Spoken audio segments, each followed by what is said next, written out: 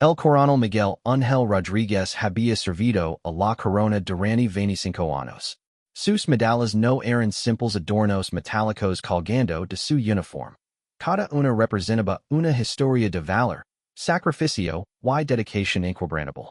La medalla al valor en combate brillaba con un lustre especial, recordando aquella noche en Afganistán cuando salvó a 3 compañeros de una emboscada talibán. La condecoración por servicios distinguidos evocaba los largos meses de entrenamiento en condiciones extremas, forjando su carácter militar. Y la medalla de la corona, la más preciada de todas, simbolizaba su juramento sagrado de proteger la monarquía con su propia vida. Aquel martes por la mañana, Miguel Ángel se preparaba para otra jornada de servicio en el Palacio Real. A los 47 años, mantenía la postura erguida y el porte distinguido que había caracterizado toda su carrera militar. Su esposa, Carmen, lo preparó el diseño mientras observaba con orgullo como su esposo se colocaba cuidadosamente cada medalla en su lugar correspondiente. Era un ritual que había presenciado miles de veces, pero nunca dejaba de emocionarla ver la precisión y el respeto con que Miguel Ángel trataba cada condecoración. Hoy tienes una ceremonia importante. Lo recordó Carmen mientras luz servía el café. Miguel Ángel asintió, ajustando por última vez la medalla de la corona. Era el día en que recibiría a una delegación de veteranos de guerra que visitarían el palacio. Estos hombres y mujeres, muchos de ellos con heridas visibles y cicatrices invisibles, vendrían a render homenaje a los caídos en servicio. Para Miguel Ángel, esta ceremonia tenía un significado especial. Él mismo había perdido varios compañeros en misiones internacionales, y cada rostro de aquellos veteranos lo recordaría a amigos que nunca regresaron a casa. El trayecto al palacio transcurrió como siempre. Miguel Ángel conducía su modesto automóvil por las calles de Madrid, reflexionando sobre la responsabilidad que llevaba sobre los hombres. No se consideraba un héroe, simplemente un soldado que había cumplido con su deber. Sin embargo, las medallas que portaba contaban una historia diferente. Cada una había sido ganada con sangre, sudor y lágrimas, en momentos donde la línea entre la vida y la muerte se difuminaba hasta casi desaparecer. Al llegar al palacio, Miguel Ángel saludó a sus compañeros guardias con la camaradería típica de quienes han compartido experiencias extremas. Todos ellos conocen las historias detrás de sus medallas, porque todos habían vivido experiencias similares. Era una hermandad silenciosa pero profunda, forjada en el honor y el servicio a la patria. La mañana transcurrió con normalidad. Los turistas llegaban en grupos organizados, las cámaras fotografiaban constantemente, y los guardias mantenían su posición con la dignidad característica. Miguel Ángel observaba a las familias que visitaban el palacio, especialmente a los niños que miraban con asombro los uniformes y las medallas. Algunos padres explicaban a sus hijos el significado de aquellas condecoraciones, transmitiendo valores de honor y servicio que Miguel Ángel consideraba fundamentals para cualquier sociedad.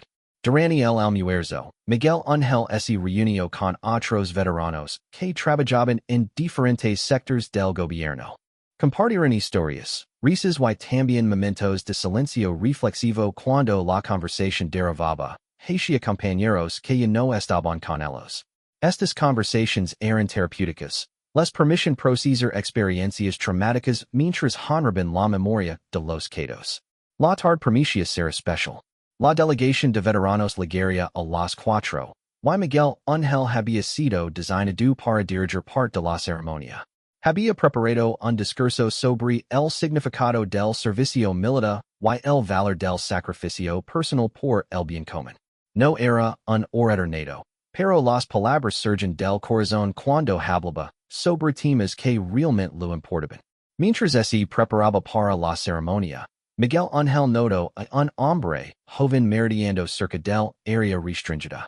El instinto militar nunca lo abandonaba, y algo en la actitud nerviosa del individuo activo sus alarmas internas.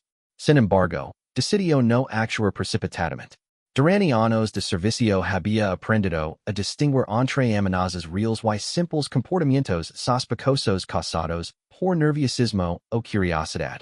El joven, que más tarde se identificaría como Carlos Mendoza, un desempleado de 28 años, había llegado al palacio con intenciones muy diferentes a las de los turistas normales. Carlos vivía en una situación desesperada. Había perdido su trabajo 6 meses atrás. Sus ahorros se habían agotado, y enfrentaba un desahucio inminente.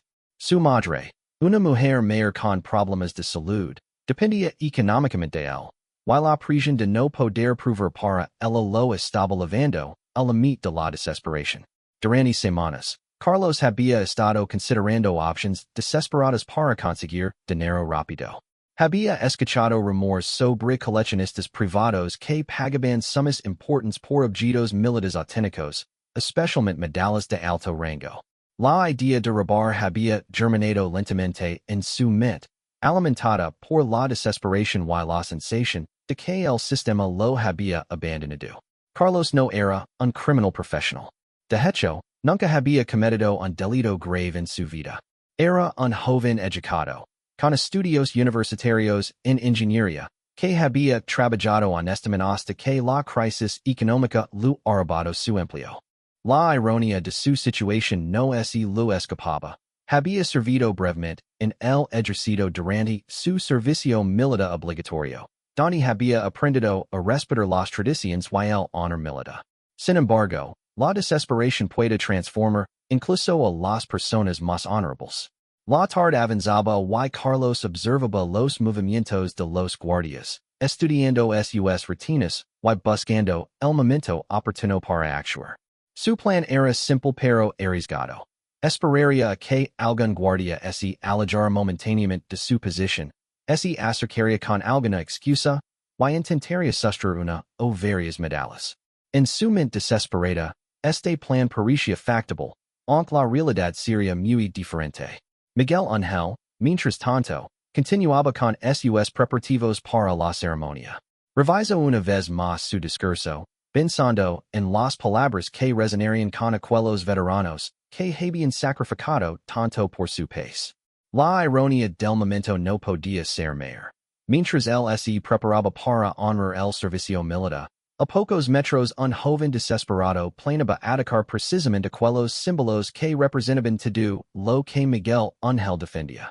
La tensión en el ambiente era palpable, aunque por razones completamente diferentes para cada protagonista de esta historia. Miguel Ángel sintió la emoción anticipatoria de una ceremonia importante, mientras Carlos luchaba contra sus nervios y su conciencia, sabiendo que estaba a punto de cruzar una línea que cambiaría su vida para siempre. El reloj marcaba las 3:30 cuando Carlos finalmente decidió actuar. Se acercó al área donde Miguel Ángel estaba realizando ajustes finales a su uniforme, fingiendo ser un turista interesado en conocer más sobre las tradiciones de la Guardia Real. Su corazón latía aceleradamente, y sus manos temblaban ligeramente mientras se preparaba para ejecutar su desesperado plan. La historia que estaba a punto de desarrollarse cambiaría las vidas de ambos hombres de maneras que ninguno de ellos podía imaginar. Las medallas que Miguel Ángel llevaba con tanto orgullo estaban a punto de convertirse en el centro de un encuentro que desafiaría las nociones preconcebidas sobre la justicia, la compasión y la naturaleza humana. Carlos se acercó a Miguel Ángel con pasos vacilantes, tratando de aparentar normalidad mientras su mente se debatía entre la desesperación y los últimos vestigios de su conciencia moral. El guardia real estaba de pie junto a una columna del palacio, revisando algunos documentos relacionados con la ceremonia, que se aproximaba. La luz de la tarde creaba un contraste dramático sobre las medallas que adornaban su pecho, haciendo que brillaran como pequeños soles de metal y honor. Disculpe, señor. Comenzó Carlos con voz temblorosa, fingiendo ser un turista curioso. ¿Podría contarme sobre esas medallas? Mi abuelo fue militar y siempre me fascinaron estas condecoraciones. Sus palabras eran técnicamente verdaderas. Su abuelo había servido en la guerra civil, aunque había muerto cuando Carlos era muy pequeño.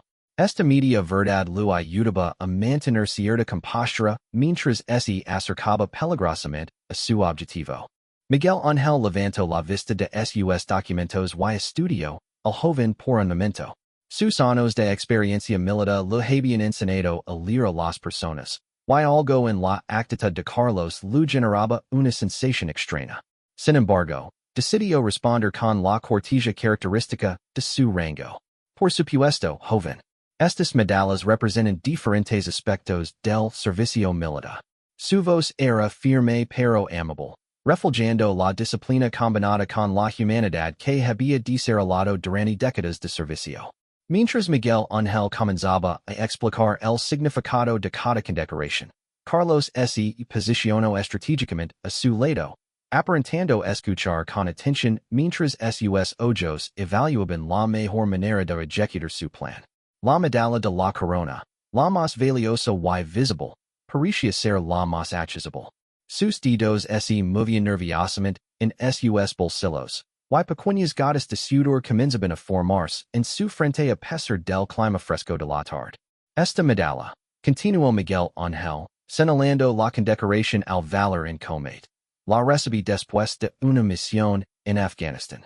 Perdimos a dos compañeros esa noche, pero logramos salvar a un pelotón completo que había quedado en una emboscada. Sus ojos se entristecieron momentáneamente al recordar aquellos momentos, pero rápidamente recuperó la compostura. No la livo por orgullo personal, sino en memoria de aquellos que no regresaron. Las palabras de Miguel Ángel golpearon a Carlos como una bofetada de realidad. En su desesperación, había reducido aquellas medallas a simples objetos de valor monetario, pero ahora comenzaba a comprender el peso emocional y moral que representaban. Cada condecoración era un testimonio de sacrificio, de vidas perdidas y salvadas, de momentos donde la humanidad se ponía a prueba en condiciones extremas. Sin embargo, la presión de su situación económica seguía pasando sobre él como una losa. La imagen de su madre enferma, las facturas impagadas, y la amenaza del desahucio luchaban contra su conciencia moral que comenzaba a despertar gracias a las palabras del guardia. Carlos se encontraba en una batalla interna feroz, donde la desesperación y la moralidad se enfrentaban sin cuartel. Y esta de aquí, prosiguió Miguel Ángel, tocando ligeramente la medalla de la corona, representa el juramento que hicimos de proteger las instituciones de nuestro país. No es solo un metal bonito, es el símbolo de una promesa sagrada que hicimos ante Dios y la patria. Su voz adquirió un tono más solemne, y Carlos pudo percibir la profunda convicción que respaldaba aquellas palabras. En ese momento crucial, Carlos extendió su mano como si fuera a estrechar la del guardia, pero en el último segundo cambió de dirección hacia la medalla de la corona. Sus dedos apenas rozaron el metal cuando Miguel Ángel, con reflejos entrenados por años de servicio, atrapó suavemente pero firmemente la muñeca del joven. No fue un movimiento agresivo ni violento, fue más bien el gesto protector de alguien que había identificado una amenaza pero que aún no había determinado su naturaleza exacta. ¿Qué intentas hacer, muchacho? Preguntó Miguel Ángel con voz calmada pero autoritaria. Sus ojos se clavaron en los de Carlos, buscando respuestas en la mirada aterrorizada del joven. El guardia real había estado en situaciones de vida o muerte, había enfrentado enemigos armados hasta los dientes, pero algo en la expresión desesperada de Carlos le decía que esta situación era diferente. Carlos se quedó paralizado, atrapado entre el impulso de huir y la imposibilidad de moverse bajo la mirada penetrante del militar. Su plan, ya de por sí precario, se había desmoronado en cuestión de segundos. Las lágrimas comenzaron a formarse en sus ojos, no solo por el miedo de ser descubierto, sino por la vergüenza de haberse permitido llegar a tal extremo de desesperación. Yo lo siento, balbuceó Carlos, su voz quebrada por la emoción. Mi madre está enferma, perdí mi trabajo, vine a carnos de casa. No sabía qué más hacer. Las palabras salieron en un torrente incontrolable, como si una presa emocional hubiera sido dinamitada. Escuche que las medallas militas valen dinero en el mercado negro. Y pins que si tomaba una. Podría venderlo y. Miguel Ángel observó al joven derrumbarse emocionalmente en él. Su experiencia militar lo había enseñado a identificar rápidamente las amenazas genuinas de las situaciones complejas que requieren un enfoque más humano. Lo que veía frente a él no era un criminal endurecido, sino un joven desesperado que había legado, al límite de sus recursos, y su esperanza. ¿Cuántos años tienes, hijo? Preguntó Miguel Ángel, soltando gradualmente la muñeca de Carlos pero manteniéndose alerta en cualquier movimiento sospechoso. 28, respondió Carlos entre sollozos.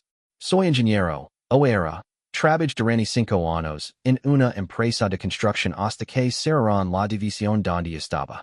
He enviado cientos de currículums, he ido a todas las entrevistas posibles, pero nadie me contrata.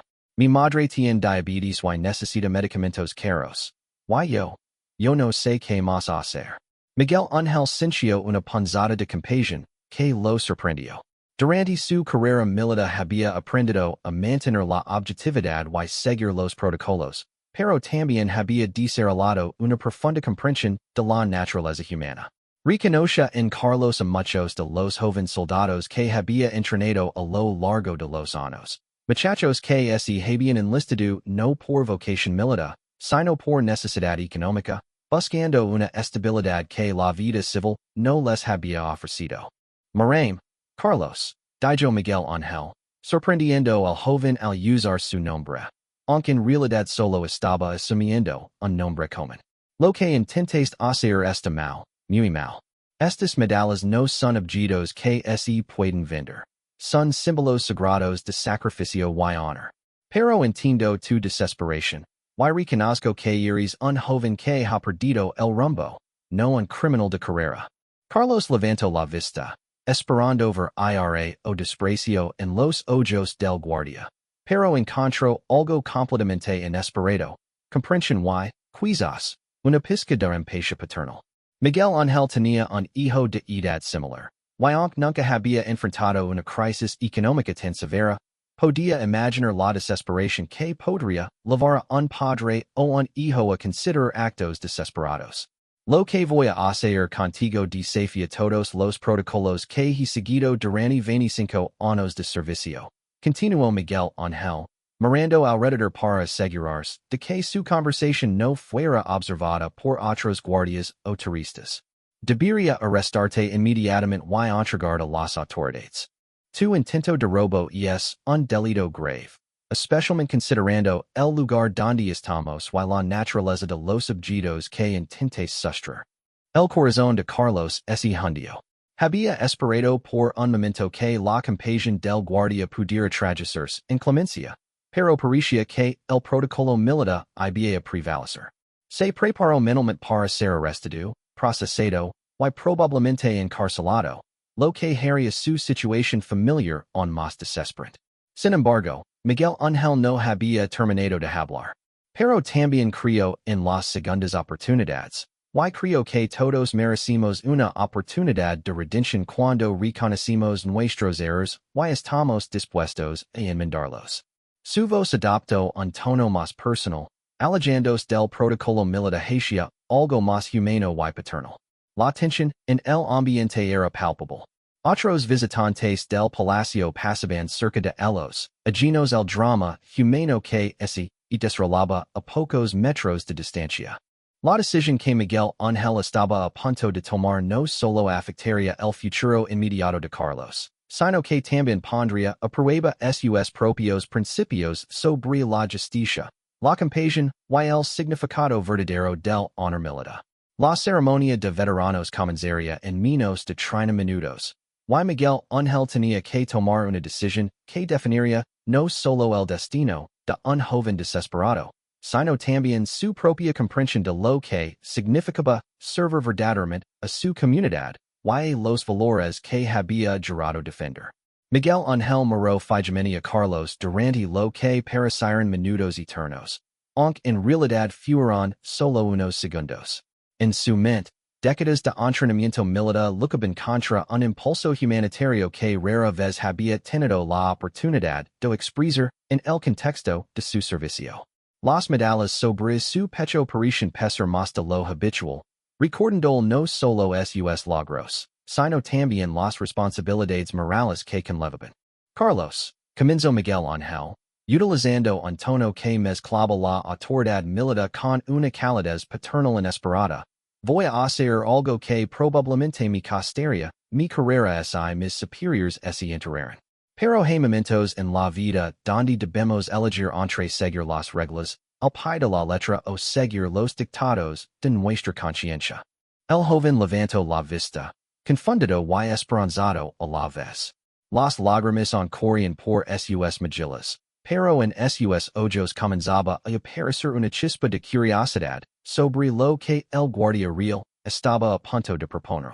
No voy a arrestarte, declaró Miguel Ángel, causando que Carlos abriera los ojos desmesuradamente. Pero esto viene con condiciones muy específicas que deberás cumplir al pie de la letra. ¿Estás dispuesto a escucharme y comprometer con lo que te voy a proponer? Carlos asintió vigorosamente, sin poder creer completamente lo que estaba escuchando. Sí, señor. Lo que usted diga. Estoy dispuesto a cualquier cosa. Miguel Ángel se quitó su gorra militar y se pasó la mano por el cabello gris, un gesto que revelaba la magnitud de la decisión que estaba tomando. Primero, quiero que entiendas algo fundamental. Lo que intentaste hacer hoy no fue solo un robo. Fue un ataque contra los valores que miles de hombres y mujeres han defendido con sus vidas. Estas medallas, señaló hacia su pecho, representan sangre derramada, familias destruidas, y sacrificios que van más allá de lo que la mayoría de las personas puede imaginar. Lo entiendo, señor, respondió Carlos con voz quebrada. En el momento en que usted comenzó a explicarme el significado de cada medalla, me di cuenta del error terrible que estaba cometiendo. No solo era un robo, era una profanación de la memoria de personas que dieron sus vidas por algo más grande que ellos mismos. La sinceridad en la voz de Carlos impresionó a Miguel Ángel. Durante sus años de servicio, había desarrollado un sexto sentido para detectar la falsedad y la manipulación, pero lo que percibía en este joven era arrepentimiento genuino y una comprensión profunda de la gravedad de sus acciones. Bien, continuó Miguel Ángel, ahora te voy a contar algo que nunca he compartido con nadie fuera de mi familia. Cuando yo tenía tu edad, también pasé por un momento muy difícil.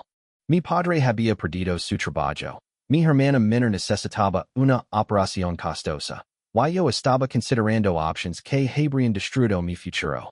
La diferencia es que tuve la suerte de encontrar a alguien que me ofreció una alternativa. Carlos escuchaba con atención absoluta, fascinado por esta revelación inesperada de vulnerabilidad por parte del imponente guardia real. Un coronel retirado del ejército me ofreció trabajo en su empresa de seguridad, pero más importante aún, me enseñó que el honor no se trata de nunca caer, sino de cómo te levantas después de haber caído. Me enseñó que los verdaderos soldados luchan no solo en las batallas físicas, sino también en las batallas contra la desesperación, la desesperanza y la tentación de tomar atajos morales. Miguel Ángel hizo una pausa, observando cómo sus palabras impactaban a Carlos.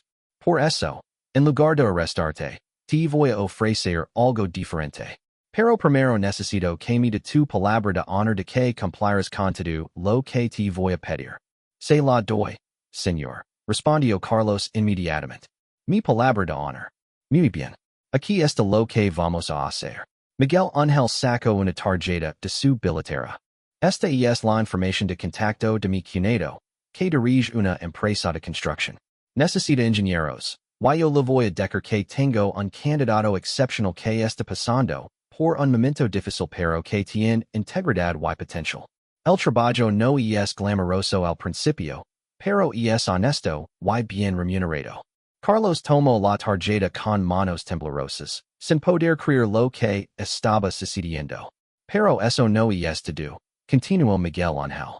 También quiero que vengas aquí todos los sábados durante los próximos 6 meses. Vas a trabajar como voluntario en nuestro programa de visitas para veteranos y familias de militares. Vas a aprender de primera mano lo que realmente significan estas medallas y estos uniformes. Vas a escuchar historias de sacrificio real. Y vas a entender el peso del honor militar. Señor, yo. Comienzo Carlos. Pero Miguel Ángel levantó la mano para indicarle que continuara hablando. No he terminado. También quiero que, una vez que tengas trabajo estable y puedas mantener de ti mismo y a tu madre, comiences a ahorrar. Cuando hayas ahorrado €1000, quiero que los dones a la Fundación de Veteranos Heridos. No porque tengas que pagar por tu intento de robo, sino porque quiero que contribuyas positivamente a la comunidad que casi denaste hoy. Carlos estaba completamente abrumado. Había llegado al palacio como un potencial ladrón desesperado, y así había con una oportunidad de trabajo, un plan de redención, y una lección de vida que nunca olvidaría. ¿Por qué está haciendo esto por mí? Preguntó Carlos, genuinamente perplejo por la extraordinaria generosidad del guardia real. Miguel Ángel sonrió por primera vez durante toda la conversación. Porque creo que todos merecimos una oportunidad de demostrar quién somos realmente cuando se nos presenta la alternativa correcta. Y porque creo que tú no eres un criminal. Eres un joven que perdió el rumbo temporalmente pero que tiene el potencial de convertirse en un miembro valioso de la sociedad. En ese momento, Miguel Ángel quitó una de sus medallas menores. Una condecoración por servicio comunitario que había recibido años atrás por su trabajo voluntario con veteranos. Quiero que tengas esto, dijo, extendiendo la hacia Carlos. No, señor, no puedo aceptar esto, protestó Carlos, retrocediendo. Después de lo que intento hacer. Precisamente por eso debes aceptarla, insistió Miguel Ángel. Esta medalla representa el servicio a la comunidad. Quiero que la conserves como recordatorio de que el verdadero valor no es mide por lo que poses, sino por lo que das a los demás. Cuando hayas cumplido con todas las condiciones que te he puesto, cuando hayas demostrado que puedes ser el hombre íntegro que vio en ti, entonces habrás ganado el derecho a llevar esta medalla con honor. Carlos aceptó la medalla con reverencia, sintiendo el peso de la responsabilidad que representaba. Lo juro que no lo defraudaré, señor. Herdedu lo que me ha pedido y más. Lo sé, respondió Miguel Ángel. Y ahora, Carlos, quiero que te vayas a casa. Hables con tu madre sobre lo que pasó hoy. Y mañana mismo lames mi cunado para concertar una entrevista. Del mi nombre, y del que vienes con mi recomendación personal. Cuando Carlos se alejaba del palacio, caminando con pasos más firmes de los que había tenido en meses, Miguel Ángel observó su figura hasta que desapareció entre la multitud. Sabía que había tomado un riesgo enorme, no solo profesional sino personal. Si Carlos no cumplía con su palabra, volvía a delinquir o la historia salía a la luz de manera negativa. Su carrera y reputación estarían en peligro. Pero también sabía que había hecho lo correcto. Las medallas sobre su pecho no solo representaban valor en el campo de batalla. Representaban también la sabiduría para reconocer cuando la compasión era más poderosa que el castigo, cuando la esperanza podía triunfar sobre la desesperación. 6 meses después, en una ceremonia especial en el mismo palacio, Carlos Mendoza, ahora empleado estable y voluntario activo en programas de veteranos, recibió una mención honorífica por su contribución excepcional a la comunidad militar. Miguel Ángel estaba en primera fila, observando con orgullo paternal como el joven que una vez había intentado robar sus medallas ahora recibía el reconocimiento por su servicio desinteresado. Al final de la ceremonia, Carlos se acercó a Miguel Ángel con la medalla de servicio comunitario brillando en su pecho, y no como un recordatorio de vergüenza, sino como un símbolo de redención ganada con esfuerzo y dedicación. Coronel, dijo Carlos con voz emocionada, quería agradecerle no solo por salvar mi vida, sino por enseñarme que el verdadero honor no se encuentra en las medallas que llevamos, sino en las acciones que realizamos para mejorar las vidas de otros. Miguel Ángel estrecho la mano del joven, sintiendo una satisfacción profunda, que superaba cualquier reconocimiento militar que hubiera recibido. Había demostrado que a veces, la mayor victoria no se gana en el campo de batalla, sino en el momento en que decidimos ver la humanidad en aquellos que han perdido el rumbo y les ofrecimos una oportunidad de redención. La historia de Miguel Ángel y Carlos se convirtió en una leyenda silenciosa dentro del círculo militar, transmitida discretamente entre veteranos como un ejemplo de que el verdadero liderazgo militar no solo se demuestra en tiempos de guerra, sino también en momentos de paz cuando tenemos la oportunidad de transformar vidas a través de la compasión y la sabiduría. Y así, lo que comenzó como un intento desesperado de robo se transformó en una historia de redención que recordaría a ambos hombres que a veces los encuentros más inesperados pueden cambiar nuestras vidas de maneras que nunca hubiéramos imaginado posibles.